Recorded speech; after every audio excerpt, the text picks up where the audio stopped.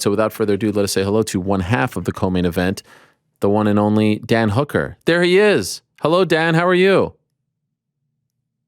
I'm well, mate. Good to see you. Good to see you, too. I hardly recognize you. You're so skinny. Your face is so slim. Stop. Shucks. You're embarrassing me. You look fantastic. How do we feel? No, I feel great. Like training camp's been, it's been very good. It's been pretty good, which has been like a nice change of scenery for the last couple. So I'm just excited to get out there and kind of showcase it all. Okay, so I have many questions. First, I have to say I love this fight, but I also hate this fight, Dan. I have mixed emotions. I mean, you're two of the nicest guys. I love both of you so much. Arnold is such a lovely fellow. I don't know if you've ever met him. You're such a lovely... It's like I'd rather you guys like have tea together or play some chess, not punch each other in the face. Highly unlikely that's the way that's the way we're going to sort it out. Yeah, that's just the nature of the sport. What do you think of Arnold? Are you a fan of his? Yeah. Oh man, it's an exciting fight. When I first got approached about Arnold, he's an 8-fight win streak. I definitely knew who he was and had followed his career. So I was excited by that. Yeah, it's one of those funny fights where he doesn't have a big name, but he's definitely got the skills there to back it up. So it's one of those fights. It's obviously you want a big name who's rubbish. That's right. Like your ideal fight. Yes. So at first, but yeah, it's exciting. 8-fight win streak. It's hard to deny anyone in the UFC on an 8-fight win streak is not in title contention or positioning themselves for title contention. So that's who I want to fight. I want to fight the best. I want to get in there and put my name in the mix, and this is a perfect fight for that. By the way, where are you right now? This room is very cool looking. I'm with my mate. I'm with my mate Kev's place. He's got a nice pad. Yes. Wow. What a room this is. This is amazing. I mean, he needs to upgrade his Wi-Fi a little bit, if I'm being honest, but the room is fantastic. He spent it all in the decor. Yeah, please let him know. Are you familiar, Dan, with the term kayfabe from the world of pro wrestling? I don't have a clue. Kayfabe is like, if I ask someone, who's going to win WrestleMania next month, they'll be like, oh, I don't know. It's a real thing. They kayfabe you. They don't, they keep the script close to their vest. They don't tell you the truth. You actually kayfabed me. I reached out to you about this fight and you're like, nah, man, I had COVID. I just came back. And I was like, Dan, I know this fight is happening, and you totally kayfabed me, right? I mean, I thought we were mates. Why did you do this to me, Dan? Hey, Sean had messaged me that morning with the fight. So Sean had messaged me that morning and had said, hey, Dan, you want to fight Arnold Allen? I messaged him back, and because Kai fights the next week in Columbus, I was like, can I just move it to the Columbus card? So then we can go together, you know what I mean? And have our coaches and all of that, make it a bit easier. So I messaged him back. So it had not even been confirmed yet. Then in the afternoon, you messaged me about the fight. And I was like, I barely even know about this fight. I got no idea how he knows about this fight. It's like you're hacked into my emails or something like that. But no. I'm good at my job. What can I say? He's in the know. I'm the nose that knows. It's good at your job, and then you're on a whole nother level. Yes, I'm a stalker. That's actually the truth. But it's okay. I didn't take any offense to it. I knew, you like to keep the cards close. That's okay. I did have you. Hey, I never denied the fight. I said, who would take a fight like that? And then what did I say? I never said. And what did I say? Yeah, and I didn't reply. So I never. If we're being honest here, I never lied. Sure. I would never lie to you. But in my defense, that's fair. In my defense, you remember what I said back to you? Yes. I said, you said, who would accept a fight under those conditions? And I said, I believe you would accept a fight under those conditions, with a smiley face. How about that? And then you left me on scene after that. We both knew that point. Let's be honest. Yeah, we both knew. I had Eugene on not that long ago, and it seemed to me like he actually wasn't in favor of this. I asked him about you moving down to 45, and then you did the test cut, and obviously, at that point, like they had to let you do it. But did you receive resistance from all your coaches, from everyone around you about doing this? Yeah, I originally approached him about it, moving down to 45, be well over a year ago, over a year and a half. Over a year and a half ago, I let them know that I feel like 45. I'm comfortable moving back to 45, and that's a weight class that I feel better competing at. And yeah, they not necessarily resisted. They just believe that I can compete well and beat everyone beat the best guys in the world at 55. But for me personally, I just feel like 45 is the weight class that I feel the best competing at that level. If you're fighting for 25 minutes, if you're fighting that handful of elite guys in the world, 45 is the weight class that I feel best competing at. Now that you've actually, gone through the camp, what is life like fighting as a featherweight for you? This is my weight class, 100%, without a shadow of a doubt. I've not even got to the stepping on the scales, but this is my weight class. Why? Like, why is it? Because most would say, you had such great success at 55, and you can eat more, you can be happier, I would imagine, because you don't have to. Why is this the weight class? Why do you feel like this is the right fit for you?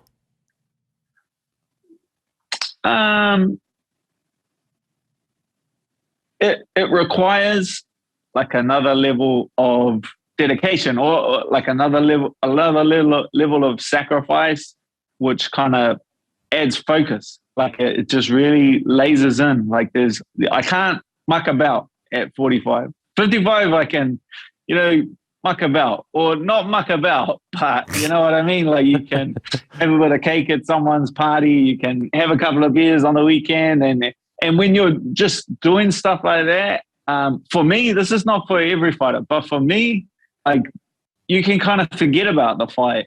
You know what I mean? You can kind of, when you're doing that, you're at the barbecue and you're eating what everyone else is eating and that stuff. You can kind of forget about that fight. But at 45, you can't forget. For that 8, 9, 10 weeks before the fight, you can't forget. Like it's on you wake up in the morning and you think about it. You think about it every meal you eat. You think about it when you go to sleep. I'm not saying like I'm starving. Like my camp has been perfectly fueled, but it requires another level of sacrifice. It requires another level of dedication that 55 doesn't demand of me.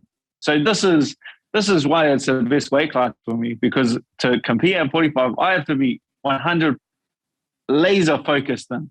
And it brings out the best in me, which it has. This camp, without a doubt, has been challenging, but without a shadow of a doubt, it has brought out the best in me. And it has made me develop and made me grow at a greater speed than I could ever do at 55. So That's why, man, I just can't wait. I'm sick of talking about it. I want to show you. I want to get out there. I want to touch gloves. I want to ring that bell, and I just want to show everyone the level that I'm on. I obviously follow you on social media, and every so often I see you having all kinds of desserts and stuff. How are you doing this? Ice cream and whatnot. Nutrition, mate. Nutrition. You gotta. Like. It's funny the level of like misunderstanding people have about nutrition. Like I put out the one as chicken nuggets and chips and peas or something like that. Yeah, but I had Charles, who's the UFC's dietitian, message me and say that's a great plate of food right there. That's a well balanced protein, carbohydrates, fats, vegetables. That's a great plate of food, which I believe as well. People. Oh, now I'm bringing back the chicken nugget. Chicken nuggets don't make you fat. Eating too many chicken nuggets make you fat. That is the key. Okay, and is that who is working with you, or do you have someone in New Zealand who's working with you? Yeah, well, I work with Geordie Sullivan, the fight dietitian. Yes. He's based in Australia. He does all of our team, pretty much everyone at City Kickboxing. So I work very closely with Geordie, like at the fight dietitian. I'm messaging back. I kind of pick his brain constantly, and he gives me like a loose kind of diet to follow. But then, there's also the UFC staff, which are absolutely incredible. Charles and Clint, the guys, the team at the PI. Like I'll keep them updated with everything that's going on. They help me out, fight week and stuff like that. So just surrounded by the absolute, like Charles is the one that helped me with that was sitting in the sauna with me there when I did the test cut. Like these guys go above and beyond what they do. It's not just like a job to them. They're the best in the world at what they do. Right. We've talked in the past, not that long ago, about what it's like to train in New Zealand over the pandemic. What is it like now? Like, was it a lot easier this time for this camp? Freedom. No, we're back. So no restrictions. Well, there's like restrictions, but not to our training. Our training will never be shut down again. We're through it. Our border is now open for New Zealand citizens, so I can go and fight and I can come home. Wow. Which is just unreal. It's unreal that the weight that lifts on your shoulders. Like you play it pretty cool. When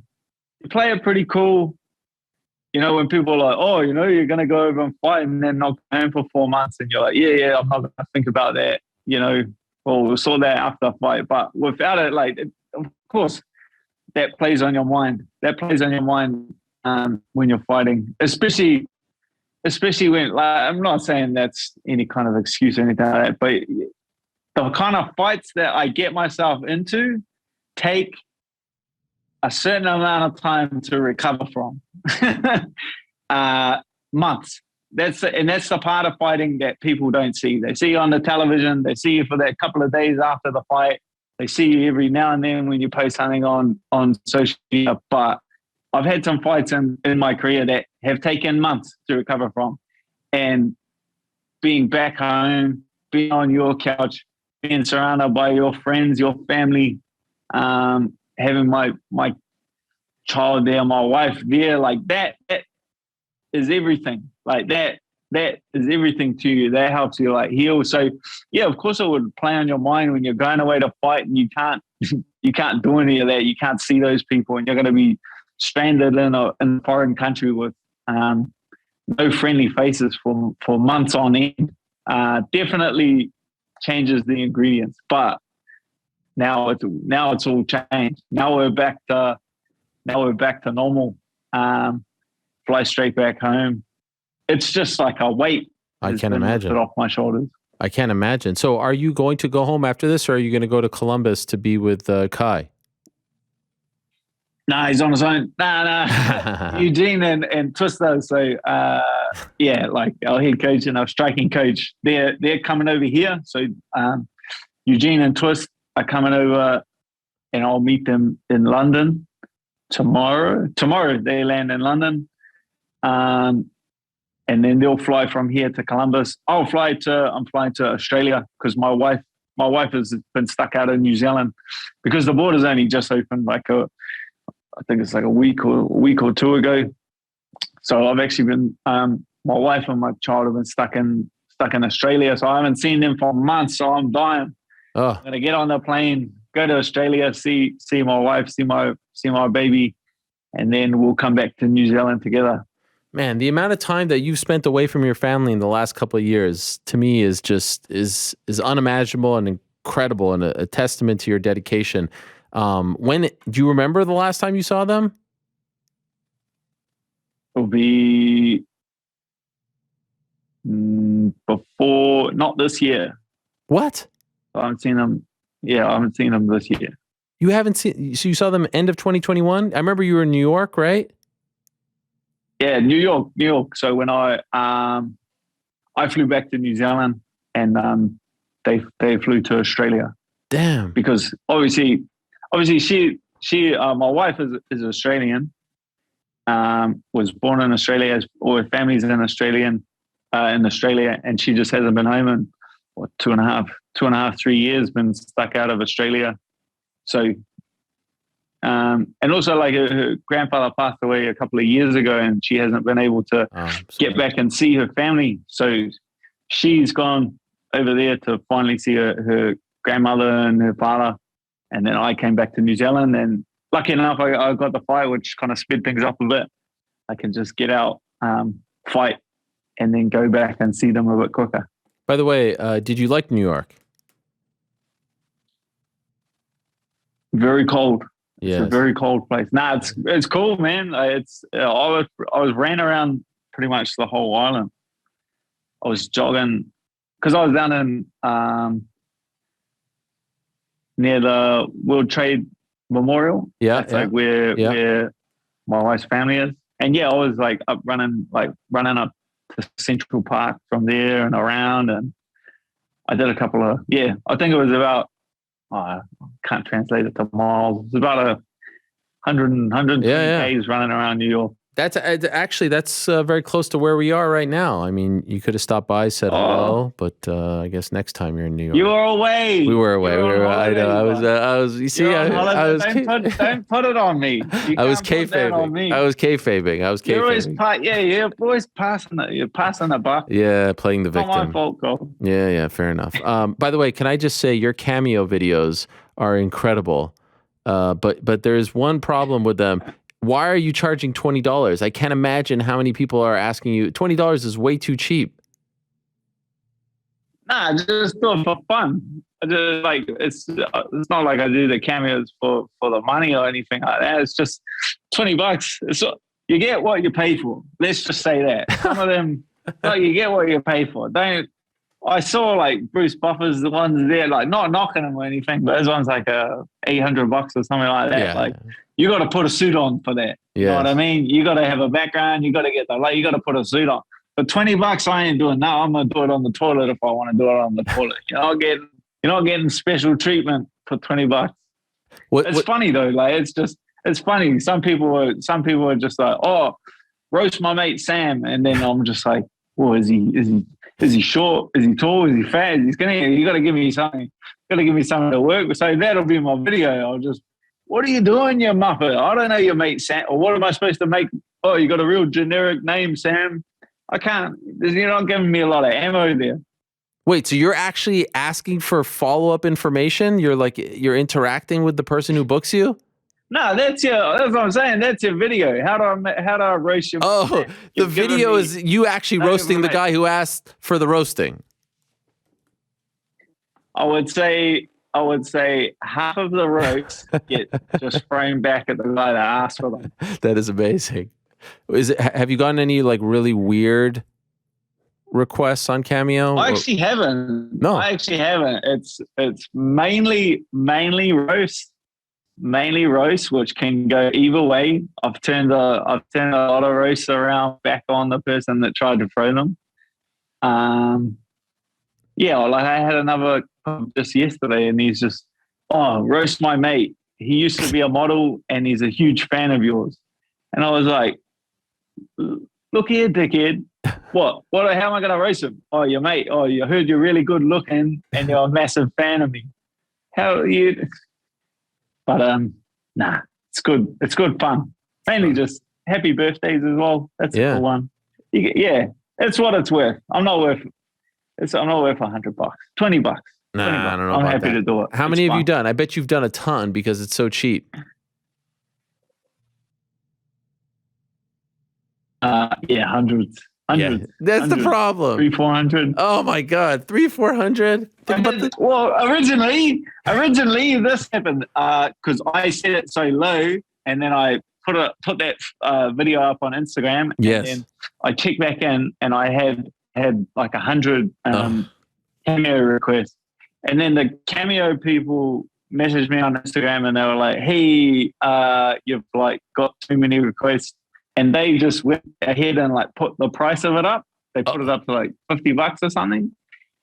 So I was like, hey, you got to get me to give you the okay. Like they must have just thought I couldn't put 100 videos. So then I was like, no, I went back, put it back down to $20. And then I did 100 videos. I think I did like 70 videos in a day. Oh my God. How I'd film. Who has the time for that? It's fun. That's what I'm saying. Like, I don't do it. I'm not doing it for the money or anything like that. I do it because it's fun. All I'm saying is you could probably make a little money doing that. But listen, I give you a lot of props, a lot of credit for that. And that video. Well, yeah, $20, 300, 400 videos at $20. You got a bit of money there. Yeah, I guess. The compilation video that you posted was tremendous. Can I ask you, I want to give you the opportunity to, and please go back, if you may, when we're done. And I just want to I want you to see the Wi-Fi connection that we've been working with in this interview. I mean, this is like 1996 dial-up internet. I don't know if you've, can you see me fine? Apologies. Well, can you see me? I can see you fine. It's, I mean, it's. Yeah, I hear you fine. I mean, you like it. We might as well be talking to Arnold Allen right now. No one would know. Am I doing the robot? No, I don't even see that. You're just frozen for the most part. But at least the voice is okay. Like the sound is okay. What's up with your friend and his passport situation? Tell us what's going on here. They are killing me. So BJ, before COVID, he was originally in the PFL tournament. He was set. He had like his spot book. Quit his job. This is BJ Bland is my main training partner. Yeah, he's taken years off my life. I swear it. That's my main training partner for all of my camps. That's my main buddy who I spend most of my time chucking around, and we beating each other up. And he was originally in the lineup for the PFL for lightweight. Pandemic kicked off. He obviously missed out on that. The roster got shortened to only 8 fighters or something like that. So then he didn't make the cut for that. Now they've put him on the Challenger Series. So obviously you get an impressive victory or something like that. You can possibly earn yourself another spot back in the $1 million tournament. He submitted his visa. It's all approved. It's green light. It's the exact same position that we've found ourselves in, that Brad Riddell was in, that I was in myself. When it's all approved, all they have to do is come downstairs and hand it to you. And they're just sitting on it. They're just sitting on it. And they'll wait till after the fight before they come down and process it. They just need to hand the damn thing, and he can get on the plane, he can fight a fighter, and he can fight in the Challenger Series. And is it looking good? Any update? Because I saw that you asked people to tweet. Is there any word, or is it just basically like he's waiting by the door to see if this thing's I don't know. Does it get delivered to him? Does he have to go? I remember you going to pick it up. We did.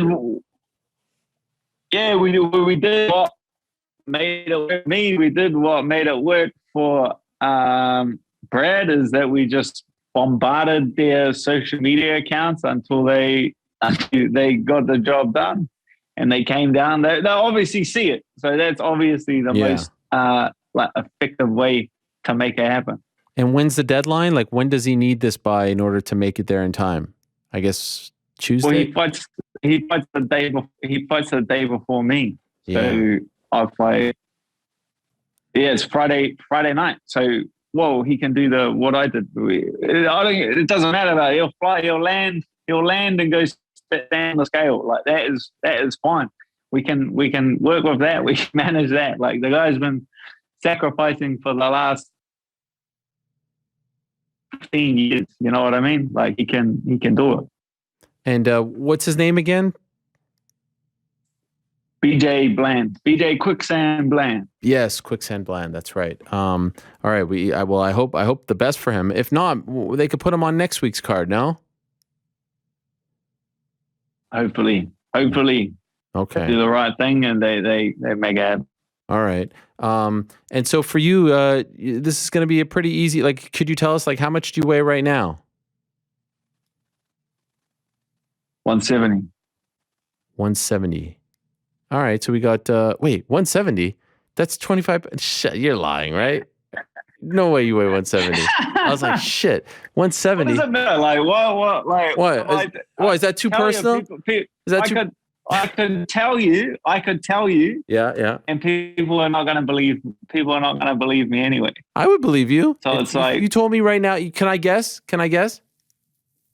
Yeah. I'm going to say 156. Mate, you got a bug on my phone or something like that. Stop. How do you know this? Everyone here has got a bug on my phone. I'm calling the FBI. I'm 145. Yeah, right. All right. No, see, I don't believe you. I don't believe you. It's too early to be 145. Why would you do that to yourself? But you know what? You look 145. You're so svelte right now. I mean, I think you look 145. I can hardly see you. You've been stuck in the same position for the last 25 minutes, but it sort of looks like you're 145. What's up with this mate? He's got the coolest room of all time. He should have lightning quick internet over there. What's going on? What's happening? I want to roast this guy. What's his name, this guy whose house you're staying at? I've just gone in. I think I'm in the wrong room. I should have changed rooms. Yeah, should have changed rooms. Well, we're done now. You know, it's over. I can hear you've got your wrap it up. You've got your wrap it up voice. There's no point changing now. You got your wrap it up voice on. Yeah, you wouldn't do. Yeah, let me tell you something. You wouldn't do this if this was an Oscar Willis interview. I'll tell you that much. You would have tested the Wi-Fi before. We're doing it now. That's a damn lie. We're doing a pub talk. We're doing a pub talk this week for St. Patrick's Day. I believe. Are you going to drink beer? I do. I'm already 145, so why not? Yeah, why not? All right. How about this? Breaking news, everyone. Frank, can we get the breaking news music? Dan Hooker, already 145. How about that? 4 days before the weigh-ins, he's already 145. Spread the word. Let the world know. AJ. Hopefully his friend gets his passport. I'm going to bantamweight. Frank, can we get some music, please? Frank, don't leave me hanging. You can't play that. There we go. Dan Hooker going to 135. Let everyone know. So he's going to fight Alex Volkanovski, and then he's going to fight the winner of Petr Yan versus Aljamain. Because I loved how both you and, I never asked you that. I never asked him that. The day you announced that you were going to 145, everyone was like, well, what happens when you have to fight Volkanovski? I was like, can we let the guy make the cut and fight at least once before we start asking about what happens? I mean, come on, right? You have to respect that. I never asked you that. Yeah, let's cross that bridge when we cross that bridge. Yeah, all right. Dan, thank you so much for the time. I appreciate it. I think it's Dan that we talk. I'm not sure. I still haven't confirmed, but it sounds like you. So I'm going to say thank you, Dan, for the time. Good luck this week. Good luck this weekend. Can't wait for it. Appreciate you always coming on, and let them have it on set. You're gonna be in enemy territory. I hope you're ready for that. They're probably, I know you're beloved, but they're gonna go for the guy from England. You know this, right? We'll see. Okay, all right. Dan, all the best to you, my friend. Cheers, well, talk soon. All right, there he is, Dan Hooker. I think there he was.